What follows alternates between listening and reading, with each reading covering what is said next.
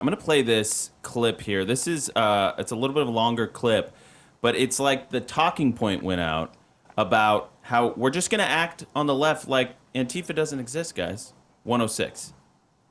No Antifa. This is an entirely imaginary organization. There is not an Antifa. Like, I don't even know what Antifa is. There is no group. It's not even like far-right groups like the Proud Boys and Oath Keepers. Compared to right-wing extremists, Antifa-linked violence is rare and limited. It isn't an organization. It is in many ways mythology. It's not like the Proud Boys or the Oath Keepers, sort of defined terrorist organizations with leadership that leads violence. It's not a highly organized movement. It's a moniker. It's not a unified group like the Proud Boys are. Things like Antifa are things that are thought up. It's all in this guise of going after Antifa, which is nothing. There's no organization called Antifa. Nobody's a member of Antifa because it doesn't exist. They are just declaring into existence something that doesn't exist. There is no Antifa organization, so maybe that's good for social media, but it really is non-existent. They exist on the internet in chat rooms and in 4chan and Discord and places like that, where they run discussion boards, trade tactics, documents, things like that. But none of them are called Antifa. None of them are called Antifa. A little shout out to Tom Elliott, from Grabian, who put that montage together. Really powerful seeing it all the talking heads that spew this radicalization. And they really are giving a sheen of legitimacy to a network of radicalized individuals that have, like Mark Bray, the professor at Rutgers, are justifying violent activity, violent illiberal activity, preemptive violence. And Mark Bray, in his book, the Antifa Handbook, which Keith Ellison is holding, I looked into this. He actually advocates for fists, knives, guns, heavy weaponry, if necessary, to essentially deconstruct the Western capitalist system. He has completely given up on debate, open dialogue, these sorts of things. That's what the whole handbook is about. It's about violence. And Rutgers University is employing this guy, as far as I know, right now, today, even though he fled to Europe once after Charlie's assassination, this became more of a hot topic. So this guy is such a coward that he advocates for a violent political system. And then the second he gets called out on it, he's such a coward existing in the world that he was advocating for. He flees from it because it's a garbage system. It's a garbage idea. Nobody wants to live in that world. So shame on you, coward Mark Bray. You flee to Spain and you stay there. And I hope Rutgers University will do the right thing and permanently fire this garbage human for good. Can you just stay in Spain? Good riddance to you. And by the way, there was a whole group on campus that tried to launch a petition against our Turning Point chapter there, completely lying and defaming them, saying we were inciting violence. So New Jersey, Rutgers, I want to know what your explanation is. I am not going to let go of that story. I'm a dog with a bone. I put a whole thing on X over the weekend. So I'm not going anywhere. It seemed like you wanted to say something. No, there are several things there that I think require further explanation as well. I mean, a lot of the left really believes, they think they're still fighting the Spanish Civil War, which is probably why he's fled to Spain of all places. I thought about that too. He does think, that's where this whole thing comes from. But so many of the groups on the left are Antifa today. They don't have to be called Antifa to be part of Antifa.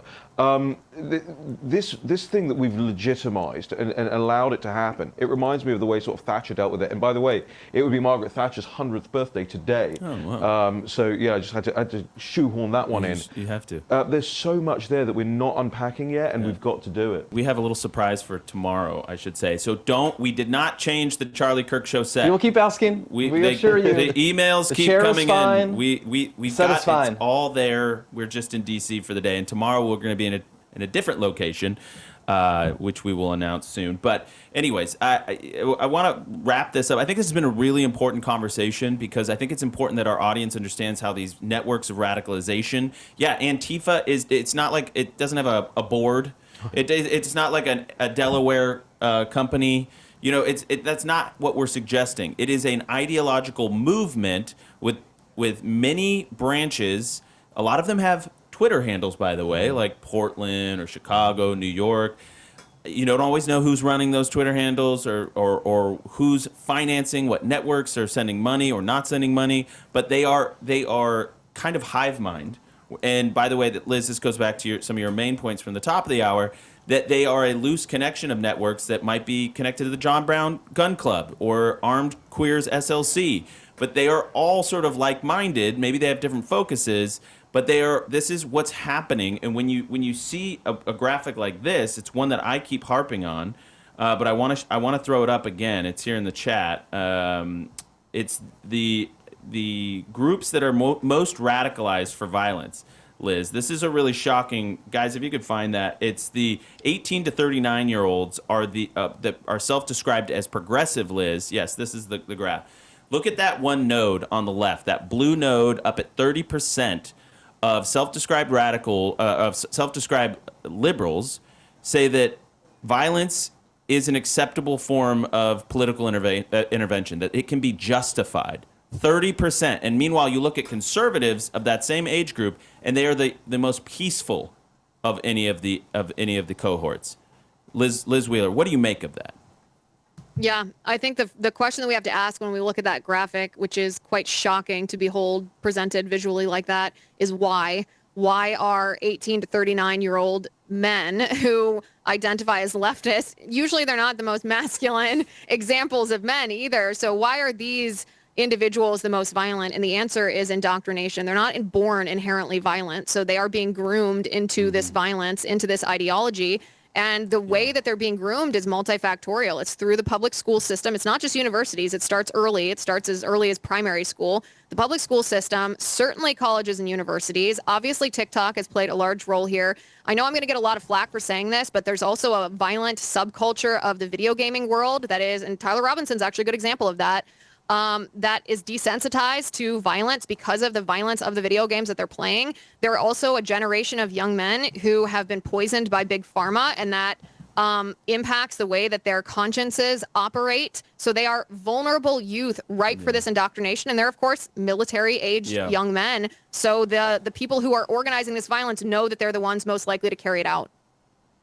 Yeah, it kind of reminds me of what you were saying, Raheem, that and Blake, I want to hear from you too in the last few minutes we have here, but it reminds me of what you're saying. You live in this amazing country. Yes, we have problems. Charlie was very honest about those problems. He was calling for an economic moonshot to get the next generation bought in, to have skin in the game of the American dream. All those things are very important, but it doesn't negate the fact that this is still the land of opportunity. You have to seize it. You have to believe that you have the opportunity to engage. And that was really the message that Charlie was preaching to young men, is that you have the initiative, the ability within yourself to take ownership of your own life. And I think there is this propensity to veer into nihilism where you just don't feel like you can. And then you end up becoming disengaged with polite society, you become dissident culture, whatever, and you get violent. On Columbus Day especially, I remind myself, we actually have an article up about it on the National Pulse, of why I'm here. What attracted me to America is I've left a country that has this politics of envy at its core. In the United Kingdom, if you earn money and you do well, people sort of sneer at you. They go, ooh, that's a bit gauche.